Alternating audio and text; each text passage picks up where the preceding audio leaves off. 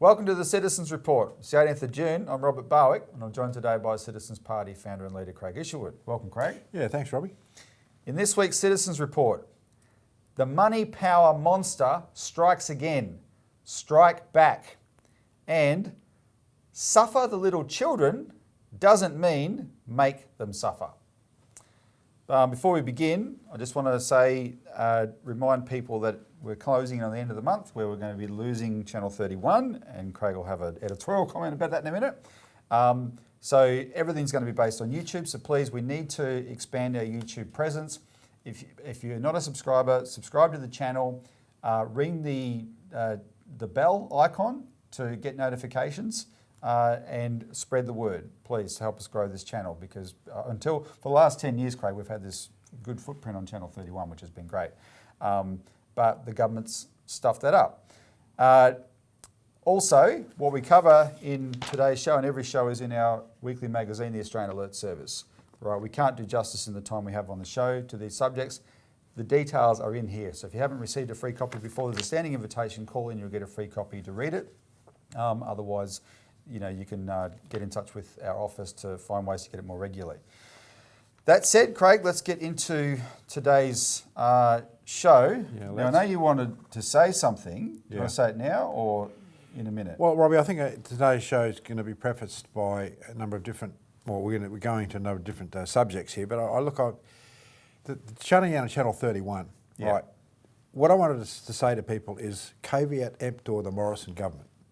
Buyer beware of the Morrison government, because I'm getting sick of them, frankly. And the problem is, look, at Channel 31 shutting down is just a classic example.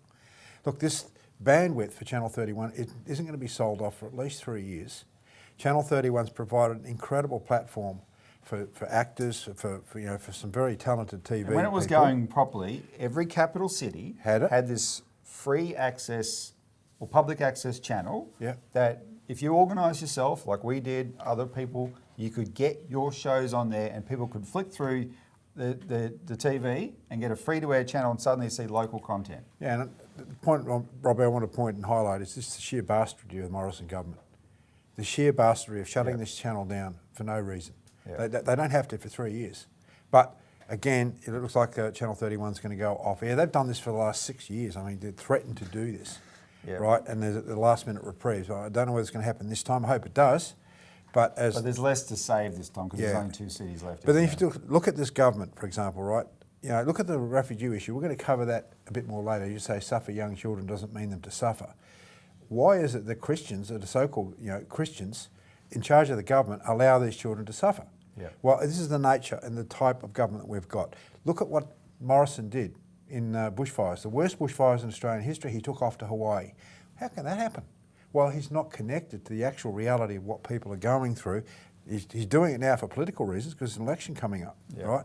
You also have a look at this issue of the treatment of Christine Holgate. We've been through it chapter and verse. Look what he did, the absolute brutal, terrorising approach that he took to get rid of her. Now, there's a reason for this, because he's the banker's boy, and we'll spell that out even more. Look at the way he's running the response to COVID-19. Where are the quarantine centres that we need to get out of hotel quarantine? These should have been built last year. They should have been built within 6 months with a military-style approach. You just get in and you do it like we would have done during World War II, right? Then you look at and look, we've been in lockdown 4.0. We're a bit more sensitive to these sorts of things than other people around the country. But this is the incompetence of the Morrison government. And then one another example, look at aged care. The people that died in aged care were predominantly under federal jurisdiction. The state healthcare system here actually was run exceptionally well. It's well staffed, it was very safe, and next to no one got COVID-19 in the state-run aged care facilities. But this is the privatisation model, the cash cow model of private private aged care. Australian private aged care is 4 times more profitable than the closest one in the world. And this is because of the fact that our economy is run and dictated through by the banks. And I think the Shipton affair that we're going to report on now is a prime example of this. And I want you should Craig, lay out what you're actually describing there comes under the category of the common good. Yes. This government, this individual who leads this government, has no commitment to the common good. And that's what you see. And look, when you talk about the Citizens Party, Yep. our policies do come from the Commonwealth good. You don't put the banks on top of everything. You don't. No. And I think this Shipton issue that you're going to go through right now, James Shipton's removal from ASIC is another classic example of when people try to do the right thing, even in very limited ways, that approach attacking the banking powers. Yep. They get moved on. Well, that's the issue, because what you've contrasted all the things that Scott Morrison either has or mostly hasn't done, like hotel quarantine. We could add to that leaving 30,000, 40,000 Australians stranded overseas, Yes. right? When they could have Yes. got the Qantas fleet that was mothballed and gone and got them. And if you have a commitment to what's good for people, you would make it happen. He has no commitment to that. But when it comes to the banks, they didn't even have to tell him to jump. He's already floating up there high, right? And so I want to read a quote before we begin, because this segment is called "The Money Power Monster Strikes Again, Strike Back." And we're going to talk about what's happened to ASIC Chairman James Shipton. But let's begin with a quote. This is from a newspaper, 115 years ago, Craig? Yep. 5th of January, 1907, the Brisbane Worker, back when the early Labor Party had a whole bunch of newspapers. This is back before the Labor Party, when the Labor Party was the Labor Party. That's right. Not this recent one we've got. That's right. This is the quote. "The money power. It is the greatest power on earth, and it is arrayed against Labor. No other power that is or ever was can be named with it. It attacks us through the press, a monster with 1,000 lying tongues, a beast surpassing in foulness any conceived by the mythology that invented dragons, werewolves, harpies, ghouls and vampires. It thunders against us from innumerable platforms and pulpits, the mystic machinery of the church as it turns into an engine of wrath for our destruction." And that quote comes from a pamphlet that you can get from us that we did 20 years ago, Craig, "The Fight for an Australian Republic, from the First Fleet to the year 2000. We have that in there. That's original work, Robbie. It is original work. From 1997 to 1999, we actually spent a lot of time in the archives of the library up in Canberra, digging up a lot of this And material. Melbourne and Sydney, and I mean, I got very used to those archives. Yep. Anyway, because this is a monster and it has struck again, all right? A monster with 1,000 lying tongues. So everyone who watches our show, Craig, would be familiar with what we covered about Christine Holgate. The 22nd of October, she was ambushed by the Prime Minister, and now the rest is history. It's well documented, right? And it's been an incredible fight. Well, we have just discovered this week that the 22nd of October is a day that shall live in infamy, because on the same day, on the same pretext, in the same way, and for the same reason, the Morrison government also got rid of the ASIC chairman, James Shipton. That reason being because they threatened the banks. Christine Holgate made the banks pay properly for using Australia Post to do its banking. And she's threatening for an Australia Post And she Bank. threatened to start a bank, right, Australia Post Bank, which would break the monopoly of the Big Four. James Shipton, the chairman of ASIC, well, he's no Christine Holgate. He hadn't achieved anything like she achieved, but there is evidence that the modest things that he had tried to do were an enormous threat, right? So we've just put out a press release on this today, Craig. I want to go through some of the details. It's based on an article in the Australian Alert Service by one of our excellent researchers, Melissa Harrison. The article is called "Morrison Government Overthrows Another Inconvenience to the Bank." And I'll just go through some of the details about the actual, what they did to him, and then we'll give you the reasons why. So essentially what happened is this. On the 22nd of October, the Auditor General sent a letter to Josh Frydenberg saying, "I'm concerned about the expenses that were paid to James Shipton, the chairman of ASIC, and the deputy chairman, Daniel Crennan." The next day, Frydenberg announced an inquiry, and he announced that Shipton had stood aside, like Christine Holgate was told to stand aside, so they could investigate this expenses scandal. That's what I'm saying, it's the same pretext, expenses scandal. Same way, stand him aside, right? Then they have an investigation, a supposedly independent investigation. They appointed a woman, Dr. Vivian Tom, to do the investigation, right? Except the investigation was actually by the Treasury. She was just doing it on their behalf, so it wasn't very independent. And here's the funny thing. He announced this on the 23rd of October as if he just discovered, thanks to the Auditor General letter, right? Except he had already officially contracted Dr. Vivian Tom to conduct a review on the 15th of October. Straight away, something stinks there, right? Something was already afoot, in other words. It was a charade, just like the whole Christine Holgate thing was a charade, right? Dr. Tom did her review. She cleared Shipton and Crennan of wrongdoing. Why? Because in both cases, the expenses that had been paid by ASIC on their behalf had been agreed to. They were part of the employment recruitment of these guys. They said one was in Hong Kong, one was in Melbourne. They had to move to Sydney, and they said, we will pay your expenses to do that. Same scenario as Christine Holgate. Yeah. This was something they had offered, right? So even though she cleared them, and then though, she had a little sting in the tail, the pub test. Remember the pub test? Oh, the pub test. Right?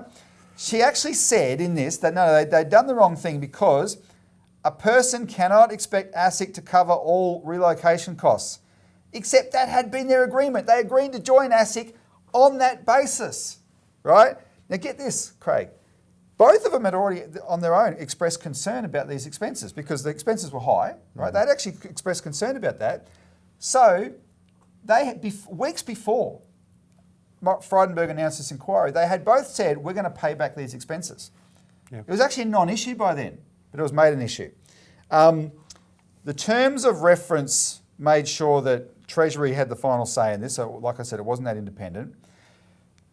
Scott Morris, the Frydenberg, the Treasurer, received the report on the 17th of December 2020. But he sat on it for weeks until he eventually released an abridged version to the public on the 29th of January. And that abridged version was missing several of Tom's key findings. Well, actually, right? Robbie, she put the report out and they, instead of just redacting it, they actually rewrote it. Rewrote it. That's just, I think Tom resigned shortly thereafter. She quit. So I'm not having anything to do with this. No, she quit. And then the Pizza de Resistance, Frydenberg announced that despite being cleared of any wrongdoing, he and Shipton had agreed that, quote, it was in the best interest of ASIC that Shipton ultimately stepped down.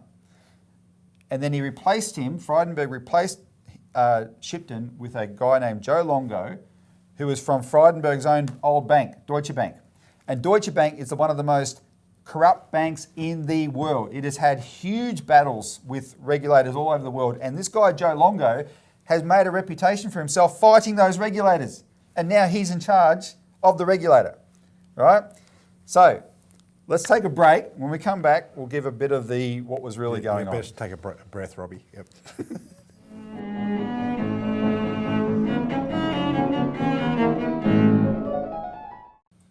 Welcome back to the Citizens Report. We're discussing the money power monster strikes again, strike back. And what we're talking about is that on the same day as Christine Holgate was assassinated by the Liberal government because she took on the banks, the chair of ASIC appears that he was assassinated by the Liberal government because in his own way he took on the banks. It's more interesting though what Shipton was actually trying to do, even though it wasn't that much. It was just enough to get him thrown out. And but I'll tell you why, because the consequences were bigger for our economy, right? Here's the bottom line. Our economy is based on a property bubble that the banks have inflated, and if that property bubble ever bursts, the banks are going to be all wiped out, Craig. We've said that 100 times on this show over 10 years, and that was what was at risk. What happened? James Shipton became the new chair of ASIC in November 2017. That was the month Malcolm Turnbull appointed Justice Kenneth Hayne to head a royal commission into the banks, right? Reluctantly. Remember, it was forced on him. He jumped before he got pushed. Yep. So for the next year, James Shipton, the new chair of ASIC, gets to watch his regulator get shredded every single day in that royal commission because they were shamed on the stand every day because of what they had allowed the financial system to become. The bank regulator was untouched, APRA. The RBA was untouched. It was ASIC that copped a caning. So remember the famous footage of Kenneth Hayne handing the final report in February 2019 to Josh Frydenberg, how uncomfortable that was, right? At that time, Josh Frydenberg made a big show saying, we're going to implement the recommendations of the Royal Commission, etc. And that included him writing a letter to James Shipton saying, you've got to step up enforcement. And there was a rhetorical question in there, why not litigate? I mean, take him to court, right? Turns out Josh Frydenberg wasn't serious, but James Shipton was. So ASIC had a court case going against Westpac for irresponsible lending. And it was a seminal case in 2019.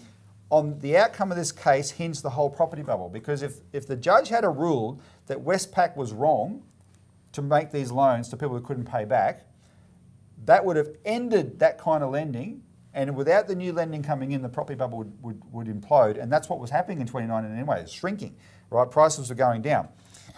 The judge didn't rule that way, he ruled the other way. He actually said, no, Westpac was fine, it's the borrower's own fault, and he famously said, and disgustingly so, he said if they can't afford to repay their loan, they should stop eating Wagyu beef and drinking Shiraz wine, right? And anyone who's been involved in this picture was disgusted at that. It became known as the Wagyu and Shiraz case. And the caveat emptor whole approach. Caveat emptor, let the buyer beware. It's your own fault, you got in trouble, right? The banks can do whatever they like. They can recklessly lend to money to people they know can't pay back, because they always get the house at the end if it fails anyway, right? They're covered. But yeah, Shipton and ASIC said they were going to appeal that decision. All hell broke loose on that announcement that they were going to appeal that decision. And I mean all hell broke loose. They were being attacked. ASIC was being attacked by the top Liberals in the Parliament, who are real bankers' boys like James Patterson and Tim Wilson from the Institute of Public Affairs, which was founded by the banks and serves the banks, right? The real sign of how big a deal this was the Secretary of the Treasury and the Reserve Bank Governor himself, Philip Lowe, leaned on ASIC and said, do not do this, you will hurt a COVID-19 recovery if you appeal this decision. Yeah. Right? A number of people have heard about these responsible lending laws, Robbie, right? So Shipton was actually trying to enforce those on the banks. Well, he was saying there's no reason to change them because Josh Frydenberg said, we need to weaken those laws or wind them back because we need to get an economic recovery. And Shipton had said, no, there's no need for that. And those laws are apparently coming up for some sort of action this week in Parliament? Well, on Monday, the Greens are going to move a motion to actually get rid of Frydenberg's bill. But that timing is quite crucial as well, Craig, because that was the other thing. The big dispute between Frydenberg and Shipton was over those laws. Mm-hmm. Shipton had said there's no need to change them. The month... 25th of September, a month before Shipton, this expenses thing blew up, Josh Frydenberg announced his bill to wind back the responsible lending laws, and he said, we're going to do this for the economy, right? We need to do this for the economy. And of course he had a problem, because that meant the head of his main regulator had already said, no, that's not necessary for the economy, we've got to keep the responsible lending laws. So it was a month later that the Auditor General's letter gave the pretext for Frydenberg to set in train this thing to move him on. Now, we've covered that in broad brushstrokes, but it's quite clear what Shipton had become for the government, right? The replacement, I'll just read you a quote. The replacement, who's now in power, is now there, Joe Longo. The 3rd of June 2021 Financial Review reported Longo signalled his support for Frydenberg's deregulation agenda and, quote, made it clear at his first public appearance he will be the business-friendly regulator craved by Treasurer Josh Frydenberg. And that's, in a sense, that's all you need to know. And I don't necessarily think that, Craig, that I don't know James Shipton, so I don't know, what his intention was or whatever, but the Royal Commission was such a shocking event.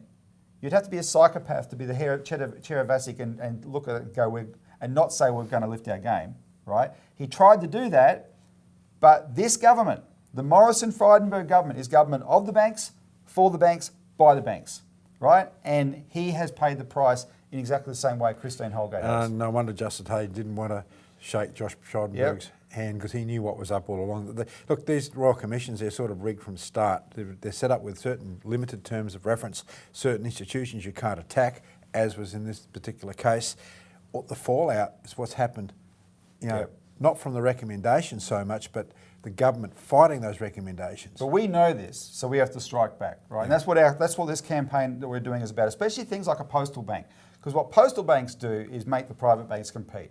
But Craig, we've got to take a break, and we'll come back on the question of the little girls.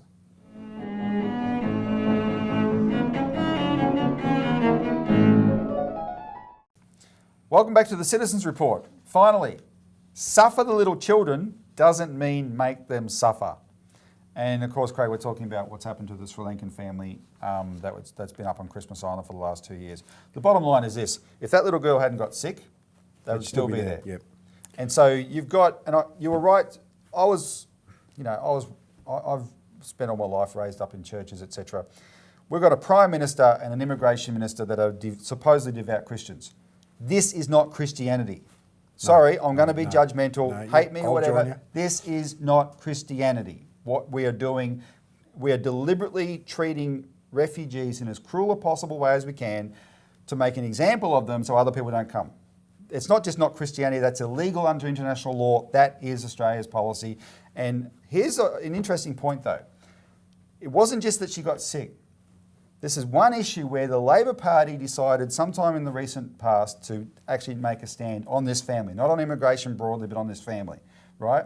And what happens when the opposition actually does oppose the government? If something goes wrong, the government's got nowhere to hide, right? So she got sick, so they've now said, okay, they can come back into the community. But there's a whole town in central Queensland called Biloela, as redneck a place as any in Australia, right? They want them back. It does nothing to Australia to send them back, right? Let them live a normal life. But we are committed to cruelty. But it's worse because where the Labor Party does fall down is they have just allowed the government to pass another law. This is on the 21st of, back in May. The law is called the Migration Amendment Clarifying International Obligations for Removal Bill. And it's a bit complicated, but just to make it as simple as possible, under international law, you cannot send a refugee back to a country if their life might be in danger. It's called refoulement. Australia would say they hadn't done that, but their previous legislation actually said, we don't care about that, we'll send anybody wherever we like.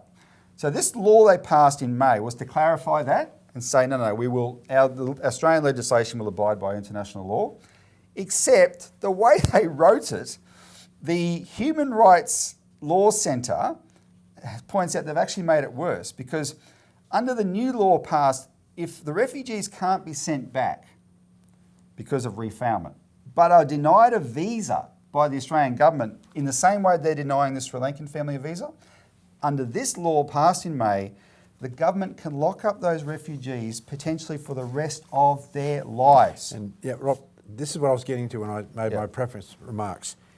This is the nature of this government. It's nasty. Now, people can sit back and they can make a judgment about this and they can just sort of ignore it and just let it go on. But what happens when it starts to come to an issue that affects them?